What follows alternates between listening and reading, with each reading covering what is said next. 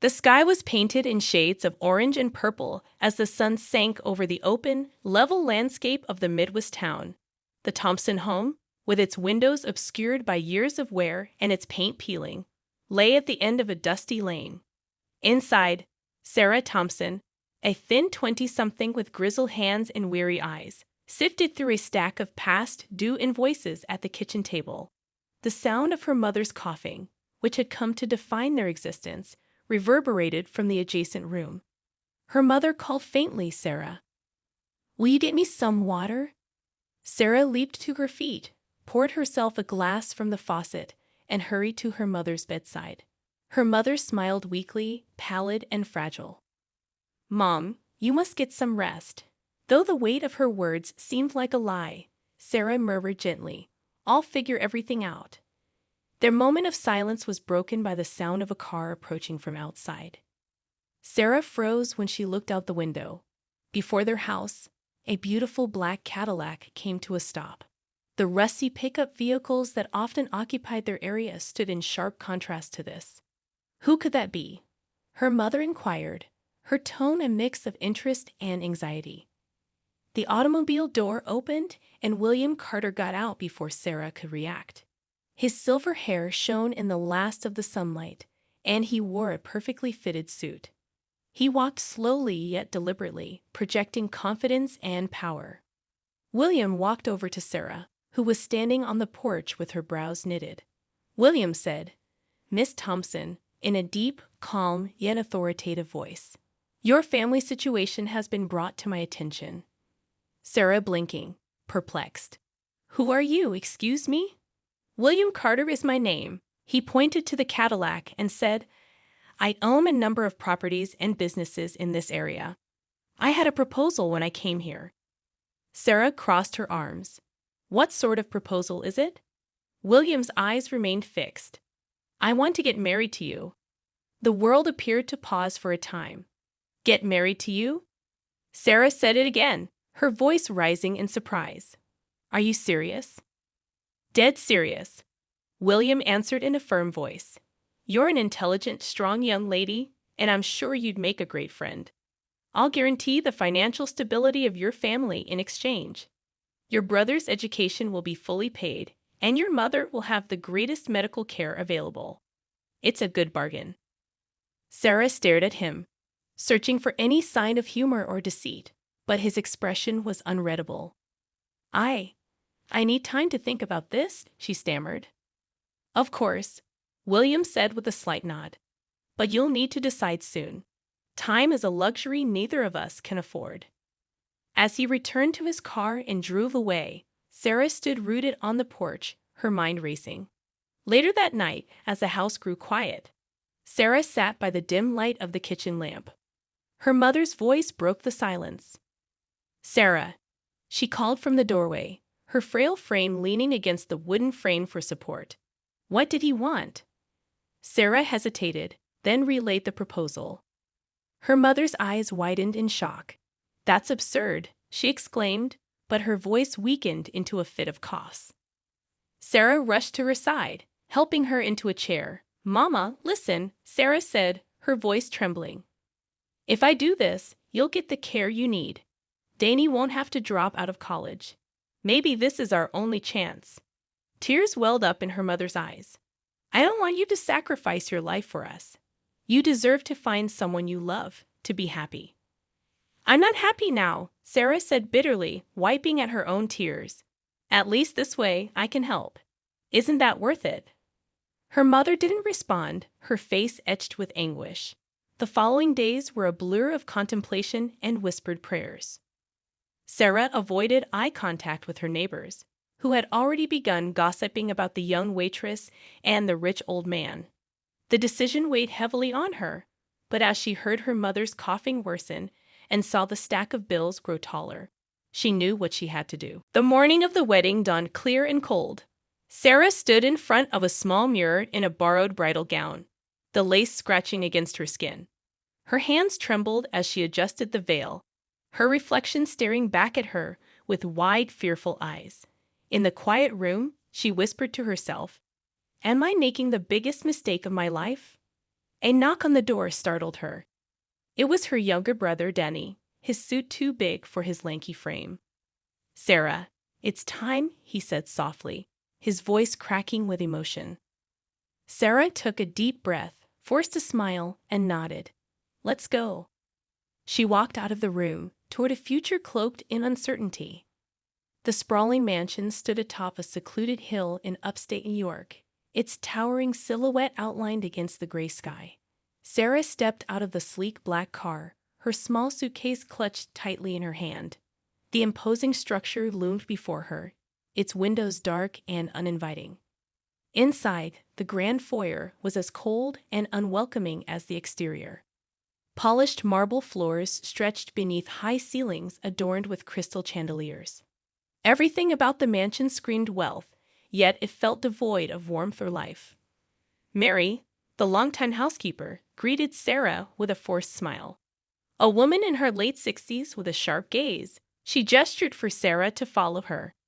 "This will be your room, Mrs. Carter," Mary said, opening the door to a modest bedroom on the second floor. The room was well appointed but plain compared to the rest of the house. "Thank you, Mary," Sarah said, forcing a smile.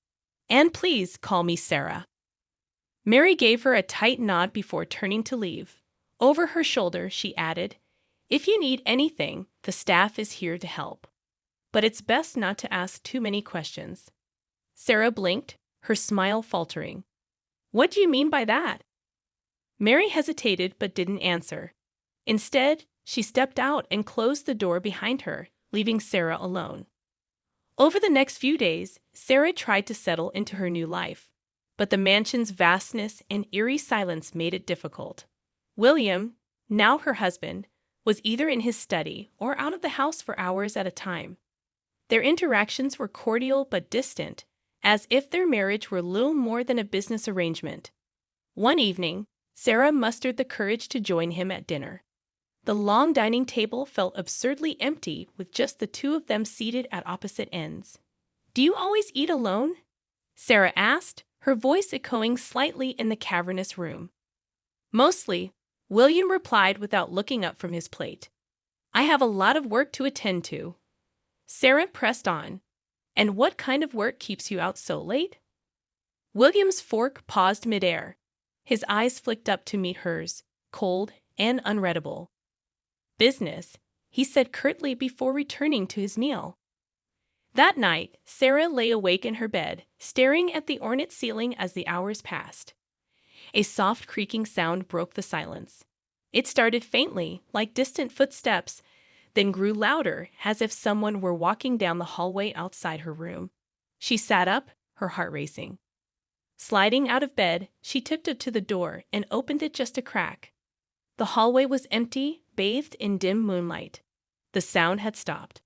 The following day, Sarah decided to explore the house.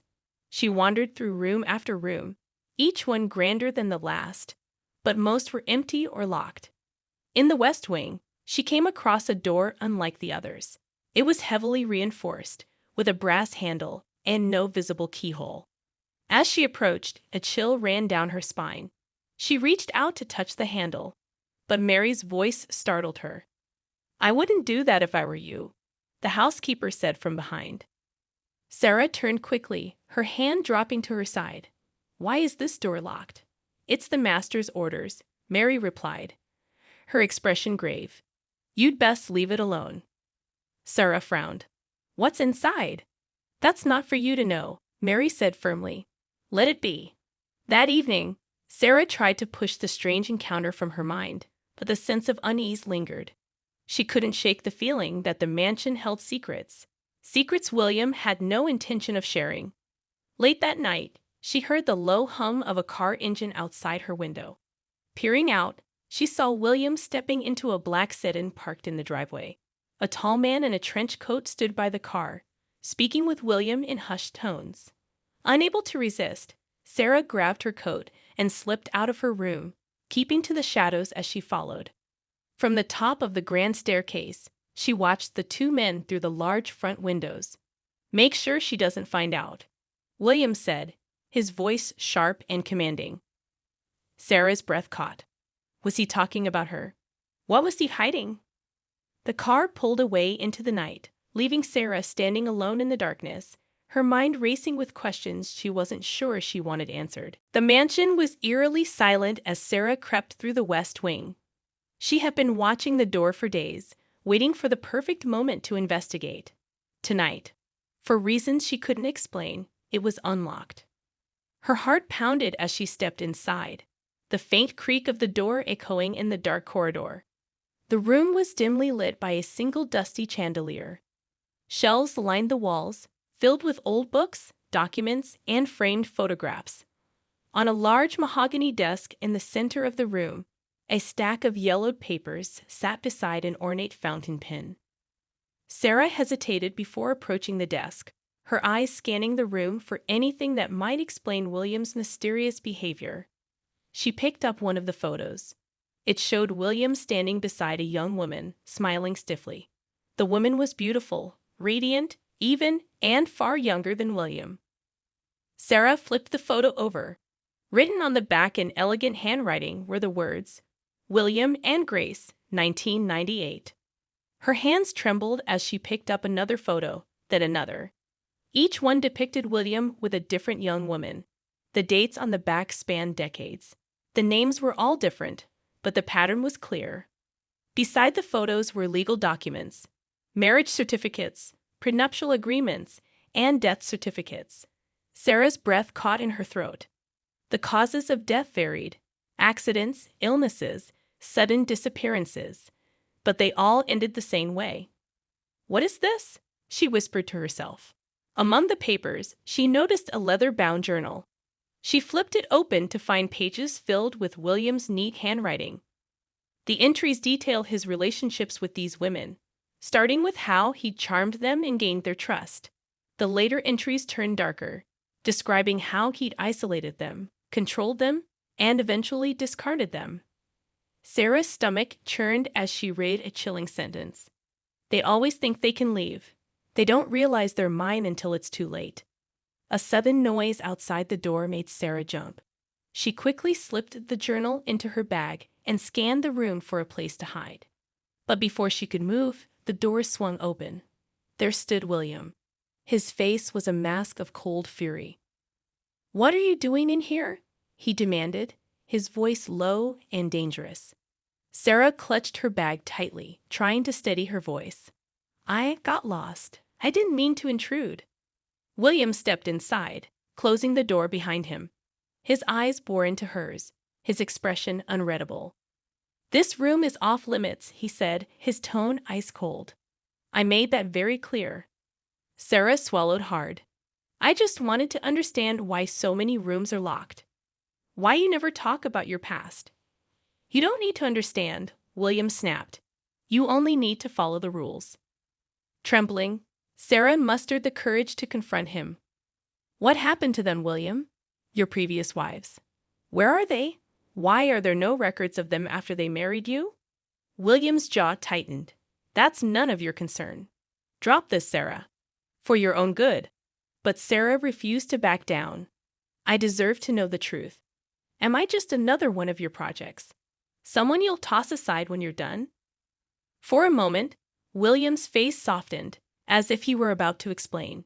But then his cold mask returned. "You're my wife now. That's all that matters. Don't make me regret my generosity." His words sent a shiver down Sarah's spine. She realized she was in far deeper danger than she had imagined. William wasn't just a controlling man with secrets. He was a predator. Fighting submission, Sarah nodded. "I'm sorry. I shouldn't have pried." William studied her for a moment before stepping aside. "Good. Now get out of here and stay out." Sarah hurried past him, clutching her bag tightly. She could feel his eyes on her as she left the room, and her skin crawled with unease. Back in her bedroom, she locked the door and sat on the edge of the bed, pulling the journal from her bag. Her hands trembled as she flipped through the pages, reading more of William's disturbing entries. The journal described not just the manipulation, but also the elaborate lies and cover-ups he used to ensure no one suspected him of foul play. One phrase stood out, written in bold letters across an entire page. "They think they can escape, but they never do." Sarah's chest tightened. She knew she had to get out of the mansion, but William was always watching. The staff seemed loyal to him, and the house was surrounded by high walls and security cameras.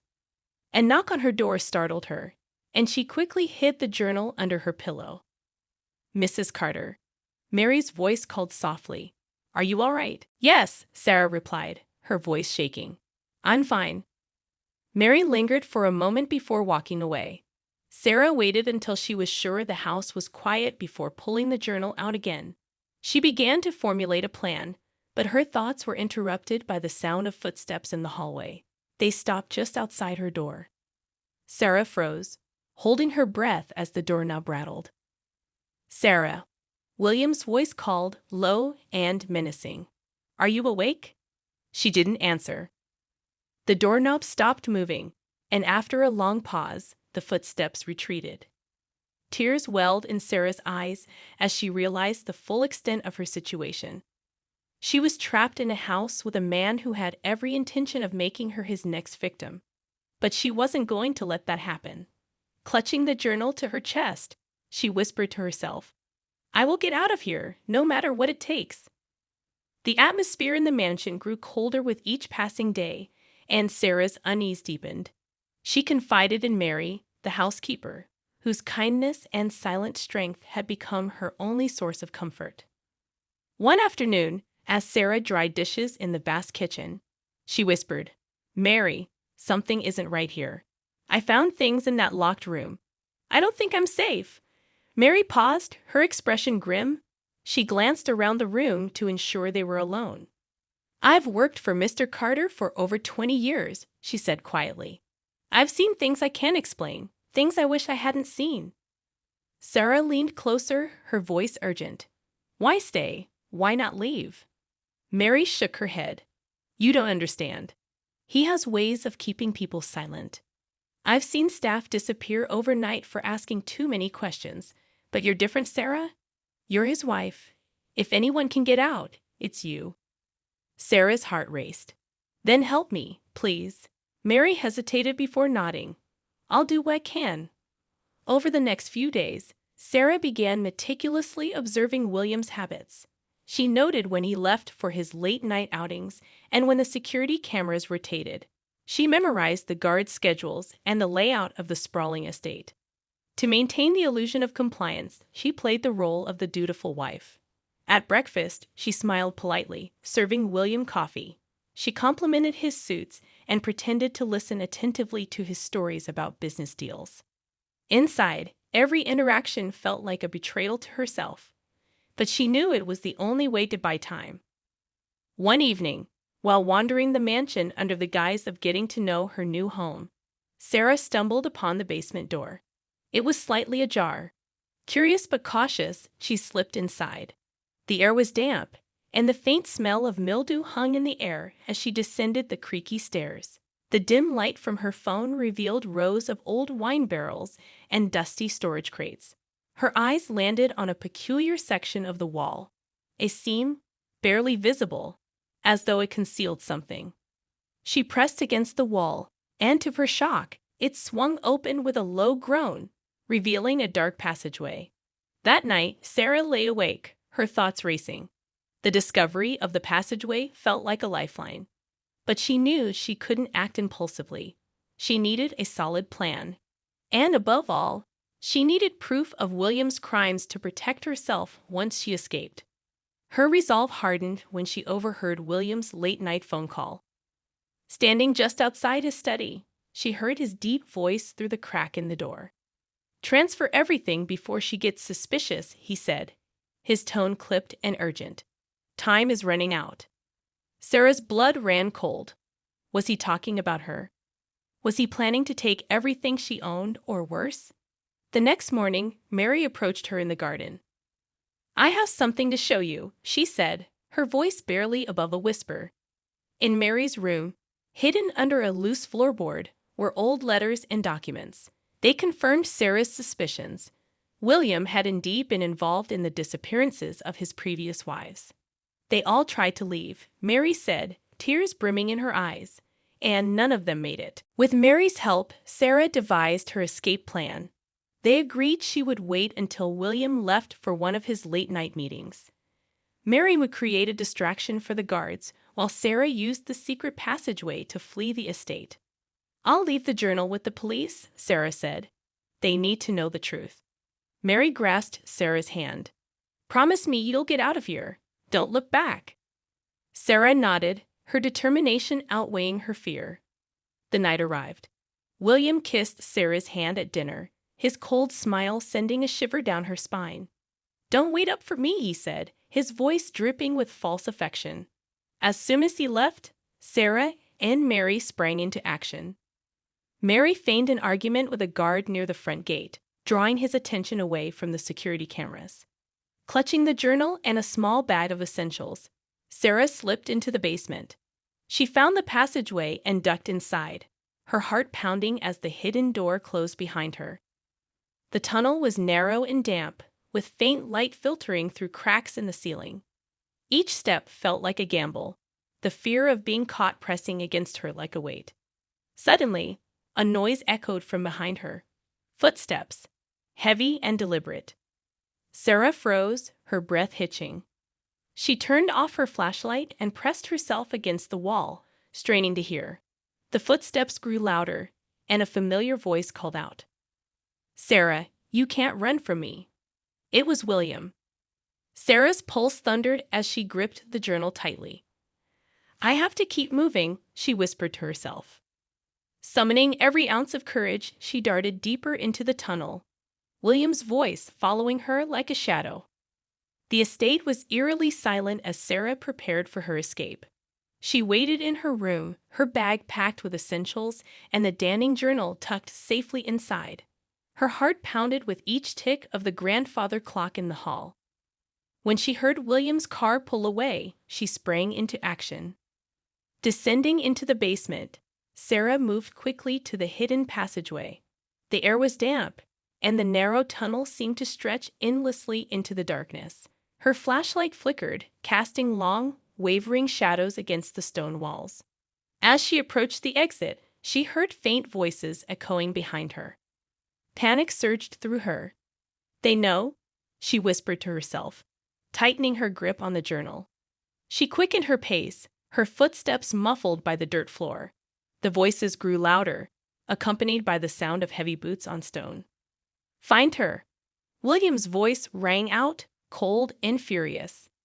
Sarah's breath came in shallow gasps as she reached the exit, a rusted metal door that creaked loudly as she pushed it open. The sound echoed through the tunnel like a scream, spurring the men behind her to move faster. Emerging into the forest, she sprinted through the underbrush, branches scratching at her arms and face. The night was pitch black, and the only light came from the faint glow of the moon. Behind her, flashlights bobbed as William's men fanned out, their shouts growing closer. "She can't have gone far," one yelled. Sarah's lungs burned as she pushed herself to keep running. She clutched the journal tightly, knowing it was her only weapon against William. Just as her strength began to wane, she spotted headlights through the trees. A car was approaching on a nearby road. She stumbled toward it, waving her arms frantically. "Help! Please stop!" The car screeched to a halt, and the driver, a man in his early 30s with sharp eyes and a determined expression, jumped out. "Are you Sarah?" he asked, urgency in his voice. "Yes," she gasped. "How do you know me?" "I'm James Carter, an investigative journalist. I've been tracking William Carter for years. Get in. We don't have much time." Without hesitation, Sarah climbed into the car, clutching the journal to her chest. James floored the gas pedal as William's men burst out of the woods behind them. A black SUV roared onto the road, giving chase. "Hold on," James said, swerving to avoid a fallen branch. Sarah looked over her shoulder, fear gripping her as the SUV gained on them. "They won't stop," she said. "They'll do whatever it takes to bring me back." "Not if we can get this to the authorities first," James replied, his voice steady. Suddenly, the SUV pulled alongside them, the passenger window rolling down. A man leaned out with a crowbar, aiming to smash their car's side mirror. "Get down," James shouted. Sarah ducked as the mirror shattered. James swerved sharply, forcing the SUV to veer off the road and into a ditch. The forest thinned as the car sped toward the city. Sarah's hands trembled as she opened the journal and flipped through its pages. "This is everything," she said. "Names, dates, even details about how he silenced his previous wives. It's all here." James nodded, glancing at her. "With this and the information I've gathered, we can finally bring him down. But we have to act fast. He won't let this go easily." As they approached the outskirts of the city, Sarah's phone buzzed. It was a message from an unknown number. "You think you've won? This isn't over." Her blood ran cold. She showed the message to James, who tightened his grip on the steering wheel. "He's desperate," James said. "That makes him dangerous. But don't worry, we have the truth on our side." Sarah nodded, determination flickering in her eyes. "Then let's end this." The day William Carter was brought to justice was one Sarah would never forget. Standing beside James in the courthouse, she watched as the man who once held her life in his grip was sentenced. The courtroom buzzed as the judge listed William's crimes: fraud, coercion, and suspected involvement in multiple disappearances. Sarah clutched the journal tightly, its damning evidence now an essential piece of the case. The weight of her journey settled over her, but for the first time in months she felt lighter. Justice had been served. The media erupted with news of William's arrest. Headlines labeled him a tycoon-turned-predator, exposing the layers of deceit and manipulation he had woven over decades. Victims' families came forward, thanking Sarah and James for their bravery in shining a light on the truth. As part of a court settlement, William's estate was liquidated to fund a compensation program for his victims and their families. Sarah, one of the primary claimants, received a portion of the settlement. For Sarah, the money was a lifeline. She used it to pay off her mother's medical debts and ensure her younger brother could complete his college education. The relief in their eyes was more valuable to her than any dollar amount. Back in her small hometown, Sarah found solace in rebuilding her life. With James' encouragement, she opened a community center focused on supporting women in crisis. She named it New Beginnings, a tribute to her own journey of survival and renewal. The center quickly became a haven for others. Sarah shared her story openly, inspiring women to reclaim their lives and trust their instincts. "Your past doesn't define you," Sarah would say. "Your courage to change does." As Sarah dedicated herself to helping others, her bond with James deepened. What began as a partnership in justice evolved into a genuine connection. James admired Sarah's resilience and her ability to find light even in the darkest moments. Sarah, in turn, was drawn to his unwavering support and determination to right the wrongs they had uncovered. Over time, their late-night planning sessions turned into dinners filled with laughter, shared dreams, and stolen glances.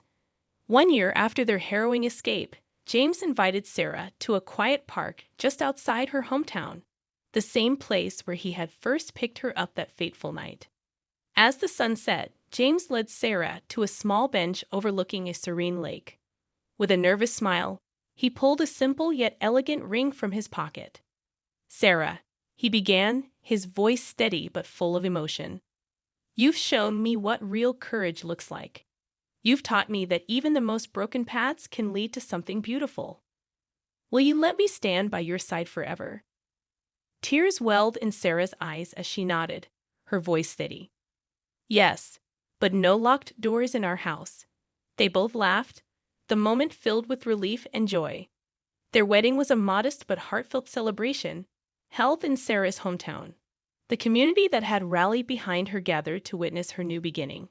The ceremony took place in the garden of the community center, surrounded by blooming flowers and the women whose lives Sarah had touched. Sarah wore a simple white dress, her smile brighter than ever as she and James exchanged vows.